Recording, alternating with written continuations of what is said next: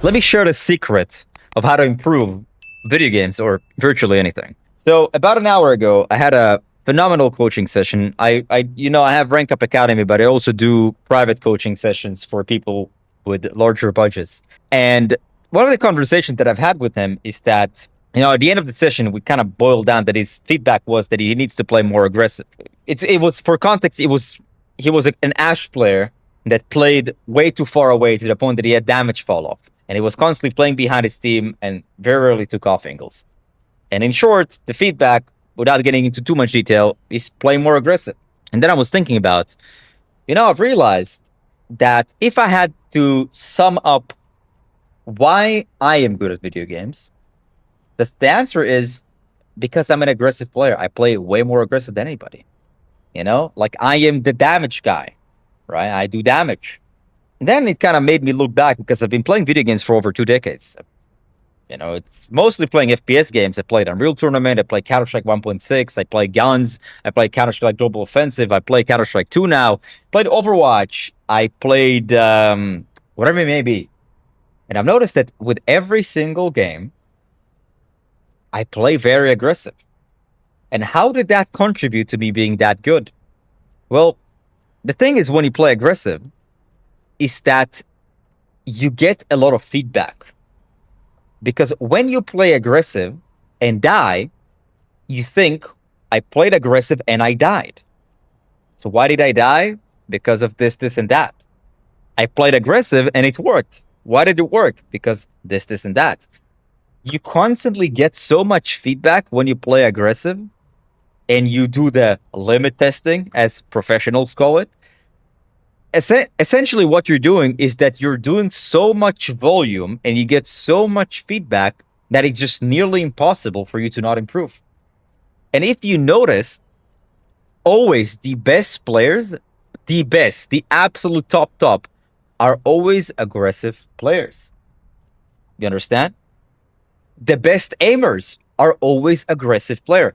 Think about it. How could you possibly be a good aimer without constantly putting your aim under challenging positions? I've said this before. People that I tell them flank more. What most people do? They flank, they fail, and they say something along the lines of, awkward. I try to flank, but I always miss my shots. Therefore, I don't want to flank anymore. And I say, no. Flank until you hit your shots. You flank 10 times and you fail. 11th time, you actually manage it. You messed up 9 times, you hit the 10th one. 1 out of 10. If you do 20, all of a sudden, out of 20, it's 2. Out of 30, it's 4. Out of 50, it's 7. And the more you flank, the more feedback you get. And then it challenges your aim. You need to hit your shots from the flank. But you're not always gonna. But it's gonna improve the more you do it throughout. More flanks, more volume, more challenging positions, aim improvement, positioning improvement, cover improvement, cooldown improvement, everything improvement. The more aggressive things that you do, or if you were to use the word aggression into real life stuff, it's just volume of things. Volume of things. The more girls you approach and talk to, the more likely you're going to find someone who will date you. The more, in basketball, the more throws you do, the more likely you are to score. In football, the more you kick the ball into the net, the more likely you are to be better at kicking the ball into the net. Essentially, if you had to boil down as to why someone is good, it's about how aggressive he is. Every great aimer, every great player are aggressive. Think about it. You guys remember Jonak? Why was Jonak good? Because he was aggressive. He was an aggressive player. Valid. Why was a Valid good? Aggressive player. Why is your favorite Genji player so good? Aggressive. Why is your favorite BP player so good? Aggressive. And the reason why they're so good and why they're managing to do so aggressive is because they were aggressive and they fed and they learned. They got so much feedback. The world, or let's just say players, are divided into 2 categories. Those who are aggressive, fail, and give up. and they become these passive guys, heal bots, right? And those who are aggressive and continue to be aggressive until they learn. That's what players are divided to.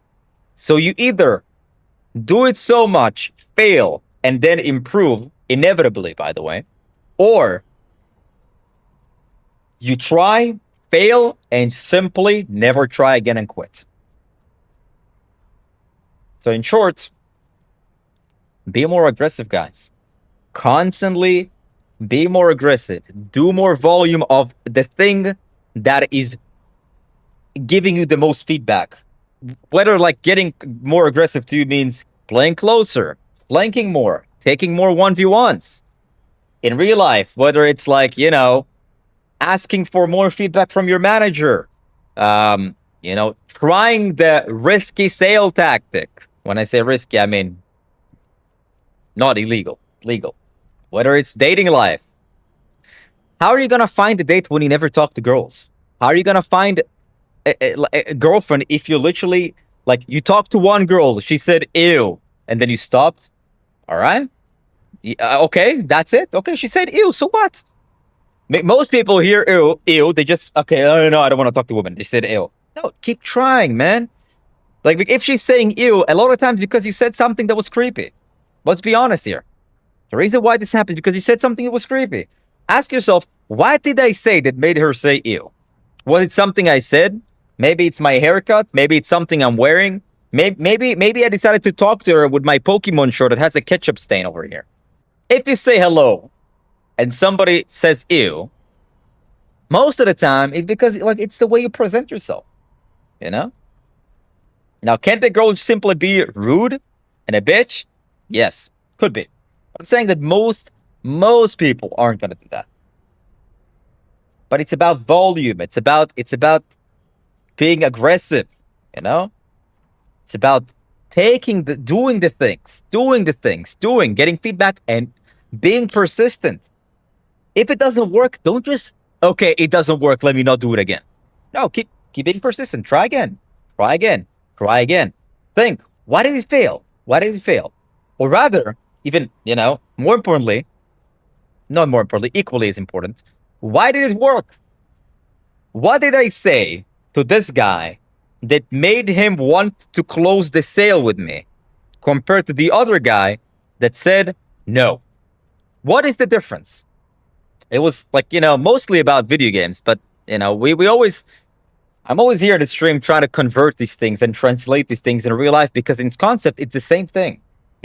Being good at video games is no different than being good at your job. Essentially, you take the same steps to be good at the video game that the same way you would do with your job, with your hobby, with your whatever. Same thing, man. But those who give up after trying one time are just destined to fail. And those who try time after time after time and constantly are seeking the feedback, they are not afraid of the feedback. They're not afraid of the rejections.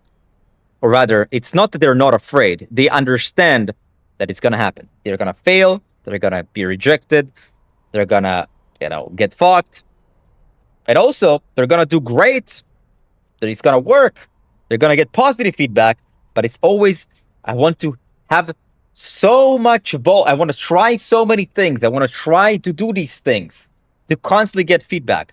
I don't want to have one success, one failure. I want to have 10 successes, 20 failures. I want to know things. Like, I had this conversation with my friend the other day. He wants to, he is getting older and he kind of wants to find a girlfriend and find a girlfriend who's going to become his wife and the mother of his kids. Yeah. He, nowadays it's mostly done through Instagram. And let's be real, it's like mostly you will hit on girls on Instagram because nobody like walks outside anymore. So I told him something that kind of relates to this. At the end of the day, you message a girl on Instagram and you might say something like kind of bad, like, hey, exclamation mark. No response. Well, yeah, obviously. How many girls get get a message of hey every day. Tons of them. Unlikely. But just because you say hey and she didn't respond doesn't mean that you should stop sending other girls messages. So you try the hey again and it doesn't work. Okay, let's change my strategy. Let's see what she's into. Oh, she's into books. She's been reading Overwatch 2, The Secret to Becoming Good at Video Games. Let me comment on that. No response? Okay. How could have I approached it differently then? Maybe I could have asked her about where she bought the book? What chapter is she in? Oh, wait. Asked her what chapter is she in? And all of a sudden she responded. Okay. Great. Well, we went on a date and it failed, but let's try another one. But essentially what I told him, let's be real here. If you message 100 girls on Instagram, what is the likelihood of every single one failing? What is the likelihood of every single one not responding? There should be at least one that responds to you, right? And for the 99 that didn't respond, at least you can ask yourself why they didn't respond. Out of 100 girls that you ask on a date, what is the likelihood of 0 saying no? And if 0 say no, I would say it's very good feedback, At least you could tell, why did they all say no? Oh, I have a Pokemon shirt with a ketchup stain on. Oh man, I haven't shaved or got a haircut in the last 2 years. Well, that could be why. My breath stinks. That could be why. Many reasons. But you have to, every time that something fails and every time that something works, ask yourself why and immediately try again. Not just like, sit for like 20 days. Why did she reject me? Why did she not respond to me? Like, he rejected me. Why do I think that is? Pokemon shirt. Let me try to switch a shirt. It could be wrong. It could be wrong. Who knows? It could be wrong. But at least try again. Get more feedback. Or if you don't want to change anything, try again. Same strategy. And then you'll have a more clear conclusion as to why it failed, because she might say something. She might be like maybe the girl would say, ew. But a second girl would be like, you know what? I'm gonna be honest. You're pretty cute, but you're wearing a Pokemon shirt. That's why. And then you're like, oh, okay, it's the Pokemon shirt. Let me switch a shirt. Let me put like a nice button up. Oh, now this girl actually gave me her number. But it's the same thing, with Overwatch and Marvel Rivals. You play aggressive, you die. Why did I die? I decided to go in front of 4 or 5 people. Well, I want to try again, but let me try and not going in front of 5 people this time. Let me try see if somebody's by himself and I can go on him and attack him. And then you do the same. Why did I die? Oh, I didn't use my cooldown here. Okay. Let me try again and use my cooldown this time. But the idea is that you want to constantly maintain aggression until you realize how to maintain the perfect aggression. The analogy that I can make is that when you season your food, you put salt on your food. At first, you add a lot of salt and say, this is salty. Oh. But the answer is not to not put salt on your food. You want to put less salt next time. Still salty, less salt next time. Still salty, less salt next time. Oh, damn, now food tastes pretty good. But the problem with a lot of people, they put salt, it's salty, they never put salt. They play aggressive, they fail, they never play aggressive. They talk to a girl, they get rejected, they never talk to girls. They try to ask for a promotion, they don't get promoted, never ask for a promotion.